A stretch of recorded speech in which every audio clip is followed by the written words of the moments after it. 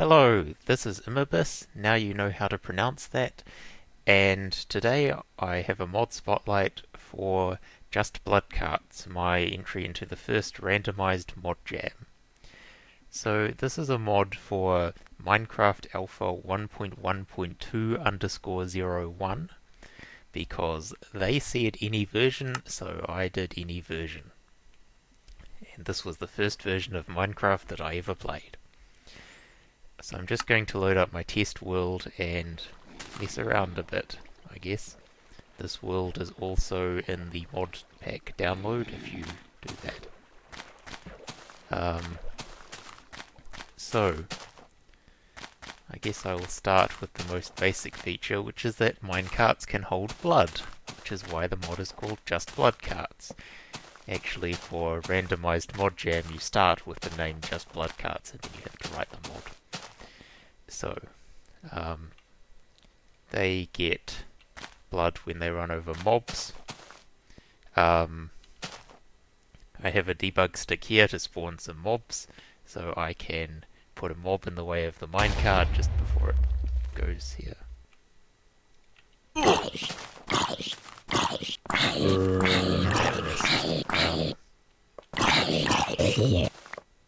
Maybe we'll try this one over here.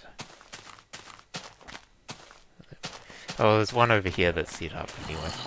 So there's a zombie spawner in this box. This minecart is running over the zombies and collecting the blood, and when it fills up with blood,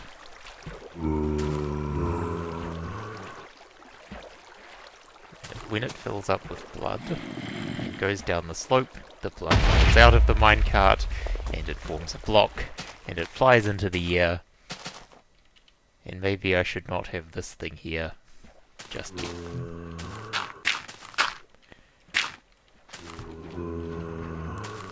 We just put something in the way of the blood, so it won't fall into that thing down there. So I want a bunch of zombies. It's annoying because they jump and then the minecart, like they jump over the minecart, but it gets them eventually. So it makes a blood block. There is, of course, no tooltip because tooltips hadn't been invented yet, but it's a blood block. They do not fall. It's only the minecart that launches them. So once you have one, you can't just drop it. If I break this little blocker, the next one, whenever it happens,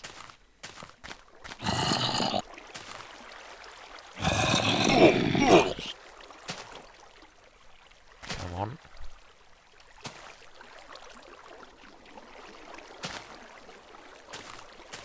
Okay, that wasn't supposed to happen. Oh, I think that's fine now. But I screwed it up. Let me just reset this minecart system.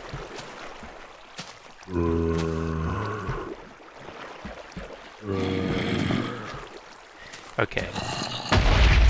So when a blood block falls into this little configuration of blood blocks and torches, and this dirt has nothing to do with structure, and there must be lava in the middle, when it falls in the lava, and it has to stop in the lava, not just go through the lava, so there's a block under the lava, it summons a demon. And this thing here is a demon. Oh, look, there's another demon, and it spawns randomly on one of the torch blocks. So, it's a demon. So what can you do with a demon? Good question, really. So the first thing you can do with it is I think you can use it as a power source for a furnace. And it's not very fast. And it still hasn't gotten even one pixel of progress here. But it is very... it's free. Now if you want the demon to smelt faster, you can bash it against a block. And that makes it angry. Because demons don't like being bashed against blocks. And now it should smelt a bit faster, but still not very fast. There we go. Now it's smelting a bit faster, but still not very fast. If we take it up to about halfway, and halfway is the maximum safe point, it smelts at about vanilla cold speed. I think this is slightly above halfway, so it's slightly unsafe, but hopefully we won't run into that. If I fully upgrade a demon, or fully anger a demon, I'm just going to do this experiment out here because it is decidedly unsafe. The actual demon is fine just holding it in your hand or your inventory, but you do not want to use it in a furnace. And for the record, it takes 200 clicks to fill up that bar. 200 right clicks. And the demon is now very angry, which is why it is shaking. So now we can smelt items instantly. But that happens. So it also randomly switches blocks, so that's where this gravel came from. So I guess I don't have an easy way to spawn cobblestone to run that for longer. I could smelt some demons. They're made of redstone. It's not very nice for the demons being smelted, but you can do it. Also, fire is very dangerous in this version. It has been known to burn down entire forests. It's not like that puny little fire we have nowadays. So what else can you do with demons? Well, I have to get some materials. Maybe a couple more demons. You can shift right click a demon onto the side of a wood block and you get this thing. Basically it moves items. So this side here with the thing on it is the input side and the opposite is the output side.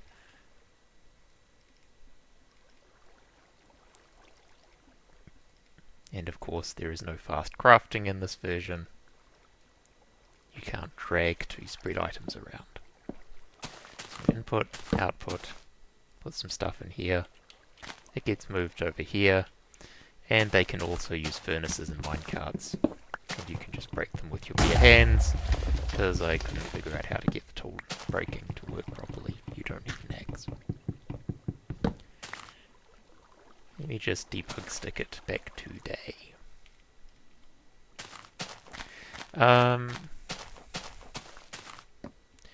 Oh, I forgot to mention that if you make an iron block,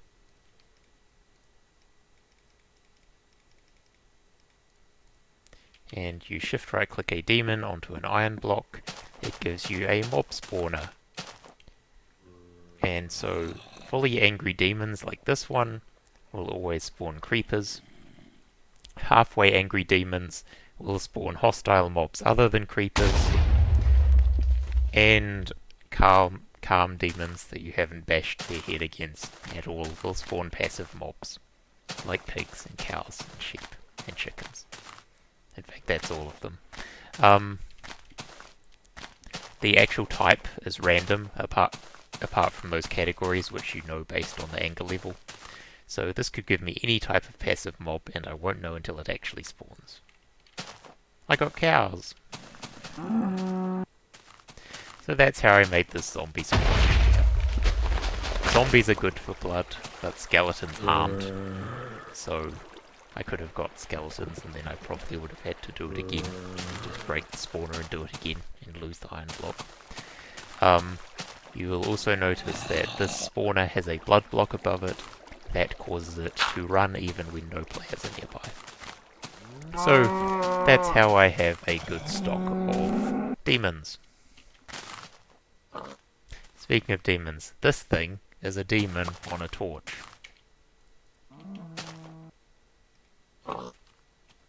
It is a bit tricky because you can't shift right click in this version. Here is how you place a torch on a chest. If I shift right click the demon onto the torch, now I have a demon on a torch, and for some reason demons that are on torches like to pick up items and put them in the attached chest. So it's picking up the demons that are summoned by this contraption and putting them in the chest, which is why the chest is full of demons. What else? Back to the demon item movers, I guess. So they can also access chest minecarts. The minecart will actually pause until it's fully unloaded. So this minecart here is grabbing stuff from my quarry area. Yeah.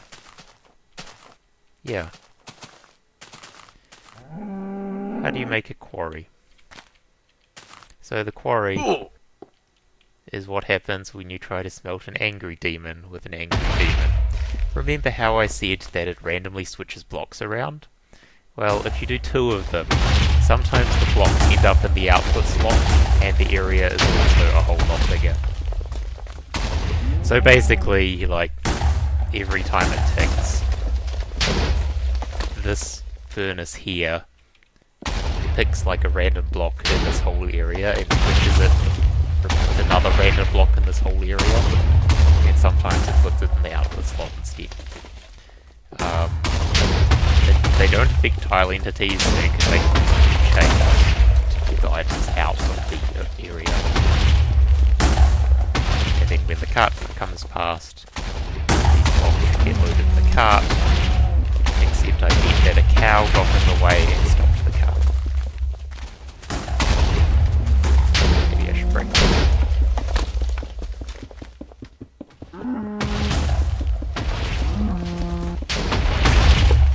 You don't even get experience for that, because experience hasn't worked. Yeah, see, the cart's stuck. It probably ran into this cow.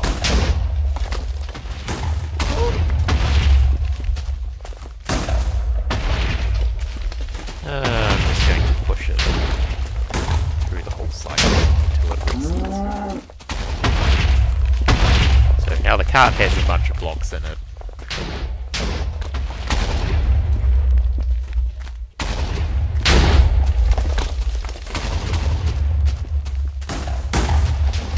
There will be an appendix to this video explaining how this makes the cart go infinitely. Like, where is the power source? There is none, there's just this other cart.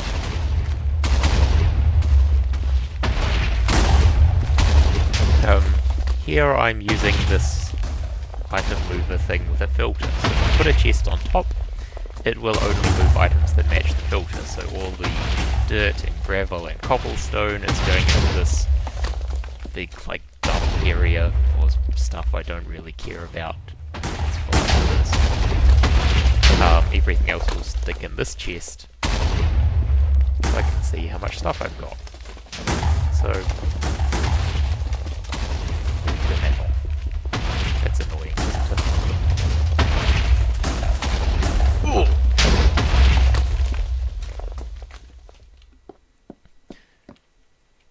Yeah, if you want to play more with the Demon Quarry, you should download the mod pack. It includes this world, and you can just move it somewhere else and start it running. All the iron in this chest will probably help you build some railroads. Or you can spawn it.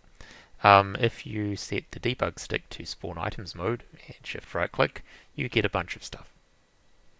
It's just a hard-coded bunch of stuff that you get. And damn, I was completely legit in this world up to this point. So, everything in this world as you get it is legit, no cheating. So that's how I know this mod is actually playable. This thing here is meant to be a tree farm, but I haven't really tested it very much. So, when I did that little chest thing, I used a calm demon. If you use an angry demon,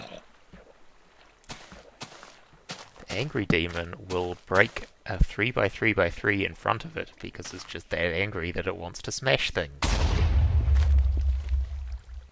See?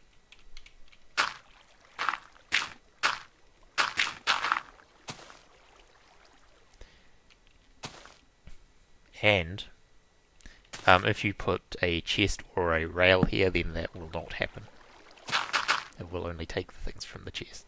Same as before. On the output side, if the demon is fully angry, it will chuck them out. It doesn't want this dirt. Make life take the lemons back.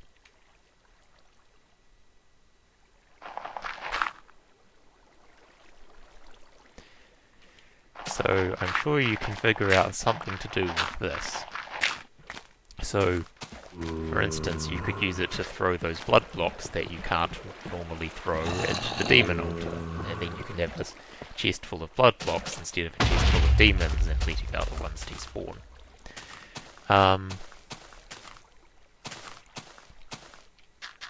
Oh, and it can do both at once.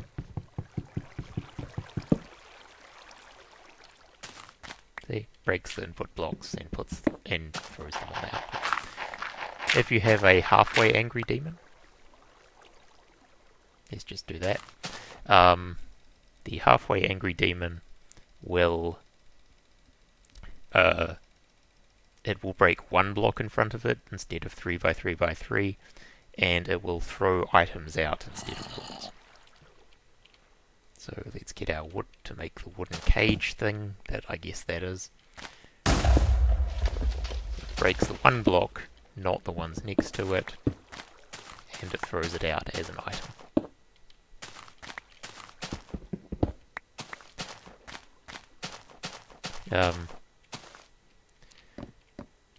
There is a special case in the code that is a fully angry demon, so it throws out blocks. And it will only throw out one block at a time, and then it will let the minecart go back down the rail. So this allows us to this cart has saplings in it, actually, and this allows us to just take one sapling from the cart and throw it against there, and then it falls down and plants. Still don't have anything. I don't know if this is actually working, because trees grow very slow in this version.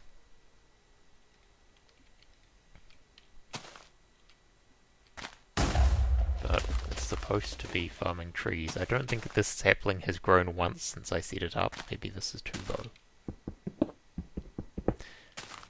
If you want to play with it yourself, you can. Now, okay, that's not what was supposed to happen, but that's fine. Let's just pick this up before the system picks it up. That was my fault. Also, this thing has no output. This is a calm demon that can only put things in inventories. Wrong one. And the minecart will actually wait here until it can fully empty it, I think. And so it's just going to get stuck here if there's anything left in the minecart. So it's not going to go around and round and keep wasting saplings.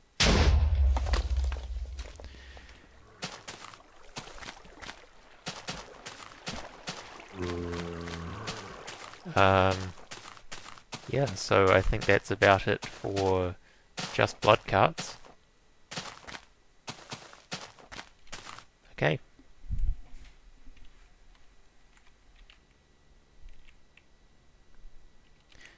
Okay, and we are back. So now is the promised introduction to minecart boosters, seeing as they are an obsolete technology that was patched about 10 years ago. And were probably the inspiration for adding powered rails, because without boosters, minecarts would be almost completely useless, no one would ever use them, and so Mojang wouldn't have bothered to add powered rails. So here we have this little minecart loop with a dip in it, and as you can see, if I give this cart a little push, it goes a little distance and it just barely gets it up the other side. So, and eventually it will slow down and stop. Just Blood carts makes it so that empty minecarts go quite a long distance. So normally in Minecraft, empty carts have about 10 times more air resistance than carts with mobs and players in them. And Just Blood carts changes that, so they don't. They go equally far. So anyway, little push, it goes, and it's still barely moving at this point. It certainly doesn't make it around the entire loop very fast. So the booster phenomenon is what happens when two carts are side by side. So like, imagine one there, and then another one on that block. Whoops, I actually triggered it. So there's a brief demonstration. However, you can't just trigger this by putting two tracks side by side. Right, because... Actually, I'll put this here. Let me just get this in the right place. If the cart approaches and we want it to boost, it will actually just bump into that cart, and they are not side by side. So, in order to trick the game into putting them side by side so they do give a boost, you basically need to use either a corner or a slope. So here's a corner booster. So if this cart comes around, it's now going to hit this corner rail, and it's basically going to be heading straight on into this cart, and at that point they are in the correct configuration for a boost. So if I do that, now this goes around many times because it's received a boost.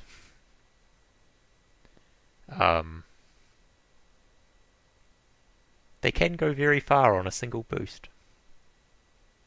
It's kind of why powered rails are a little bit disappointing, because I think you need one powered rail every 33 blocks if there's a player in the cart, and every 3 or 4 blocks if there isn't one. But a single booster makes the cart go basically forever. Not actually forever, but basically forever. You can also use a slope like this. So basically, as this cart is coming down the slope, it won't collide with this one and bounce off it until it's like halfway down the slope, at which point they're in the right configuration for a boost. So if I just push this, there is our boost.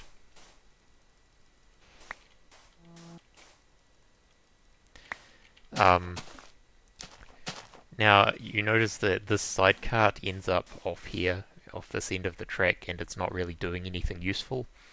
So, to avoid that, there are various ways to make self-resetting boosters. So, for example, if we do this, and we put a block here, and I shouldn't put that one down first, and we prepare the booster cart and the main cart. Now, every time it gets a boost, the boost cart will go back automatically. So both carts get boosted, so this one also has enough momentum to reset. In this case, the sidetrack is very short, so this one has only just got back to the start before the main loop comes around again. And as you can see, it only works properly in one direction. I think it got a small boost, but not a very big one, when it went the wrong way. So I just make a bit more winding track here.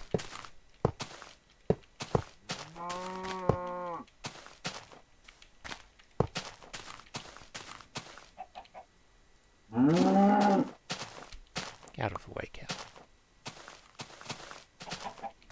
So every time around the loop, it gets a boost. It goes a long way. And yeah, and the booster is reset, ready for another round of boosting.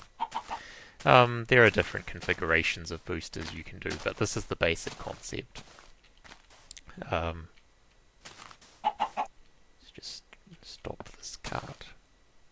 Oh, it goes right through me. Yeah, so the cart has an internal momentum variable that actually gets very high, but it doesn't go quickly because there's a cap on how fast it can move every tick. But internally it has a very high velocity variable.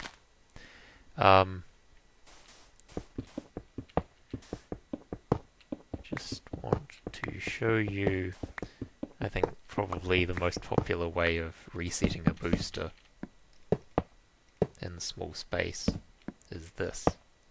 And you need this extra block to make the track curve properly. But that's, as far as I know, that's the smallest kind of reset loop. In vanilla Minecraft, if you keep boosting this cart over and over, eventually its momentum overflows and the cart just stops, as far as I know. I don't think that's ever been explained properly, but Just Blood Carts caps the momentum to a very high number, so it should be basically infinite still, but it shouldn't be able to overflow, if that is actually the cause, which I haven't confirmed. What else? Oh yeah. My thing does not spawn cobblestone, so I'll be right back. Just as a reminder, this is not the recipe for a pressure plate. This is a pressure plate, because slabs have not been invented other than the original slabs. And the same for wood ones. This is a pressure plate. So one thing that boosters can do that you still can't do is they can actually boost a cart over a gap in the rail. And I think this weakens the boost maybe significantly, I'm not sure. But as you can see, the cart goes right over the gap. And you can actually put a pressure plate in that gap. And so now you can hear the pressure plate click if I'm in the cart, and if I'm not in the cart, it doesn't click because it's a stone plate. And if it's a wooden plate, the cart will always trigger it. So the wooden pressure plate is basically a detector rail before there were detector rails, but the stone plate is basically a tripwire before there were tripwires. And after there were detector rails and before there were tripwires, there wasn't a good way to detect if there was a player in a cart. After they removed boosters. You do want to make sure that the redstone signal from this does not mess with the rail layout, and I think it also helps to have a block on the other side of the track for the cart to push up against. Let's try it without. No, it seems okay. Maybe it doesn't need it. So that's just another booster related trick. If a cart is completely full of blood, and so it is able to throw the blood out of the cart, then it will trigger stone plates, as well as wooden ones. But if it's only partly full, it won't trigger stone pressure plates. So yeah, that is it for the boosters introduction tutorial. Bye.